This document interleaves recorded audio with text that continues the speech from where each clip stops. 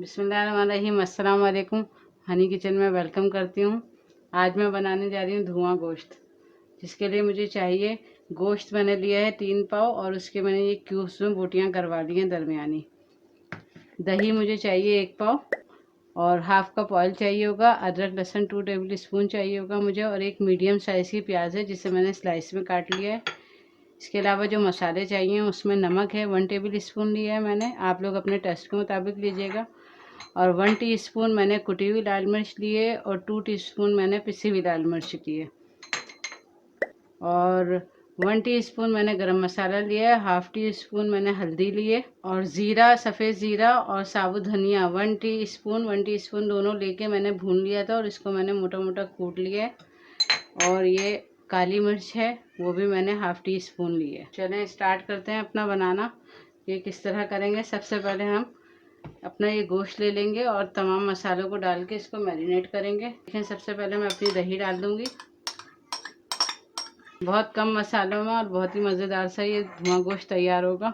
आप लोग इसको ज़रूर ट्राई करिएगा। और ये मैंने नमक डाल दिया है, साथ ही अदरक लहसुन डाल दिया।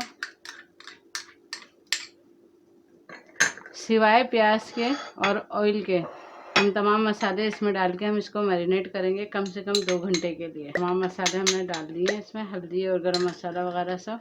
अब मैं इसको अच्छी तरह से मिक्स करूँगी। बहुत अच्छा से ये मैरिनेट हो जाएगा। आप लोग ओवरनाइट भी रख सकते हैं, जितनी देर रखेंगे इसका टेस्ट उतना ही अच्छा आएगा। ये बकरा ईद आ रही है, आप लोग इसको ज़रूर ट्राई करिएगा। और ये देखें, ये मैंने अच्छा सा गोश्त मैरिनेट कर दिया है। अब मैं इसको कम से कम भी आधे घंटे के लिए रखूँगी, लेकिन आप लोग इसे 2 से 3 घंटे ज़रूर रखिएगा। चलिए ये देखें मेरा गोश्त मैरिनेट हो गया। अब मैं हाफ कप मैंने ऑयल लिया था, मैं ऑयल डालूँगी पैन में।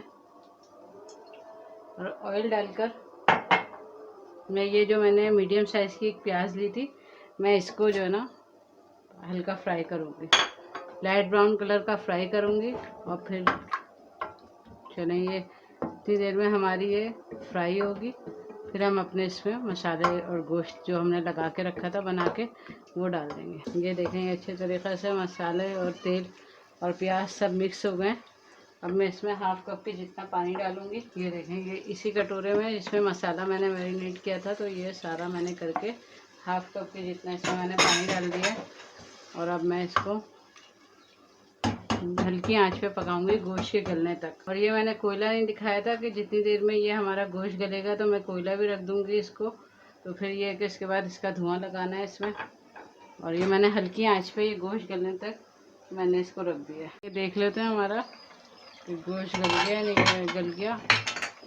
आधा घंटा हो गया था मुझे, तो मैंने बीच में एक दफ़ा चमचा चला दिया था। ये देखें, ये हमारा भुनाई पे आ गया, तेल ऊपर आ गया। और अब मैं ये गोश्त चेक कर लेती हूँ कि गोश्त हमारा गला या नहीं गला। तो ये देखें हमारा गोश्त कितना अच्छे से गल गया है। ये देखें,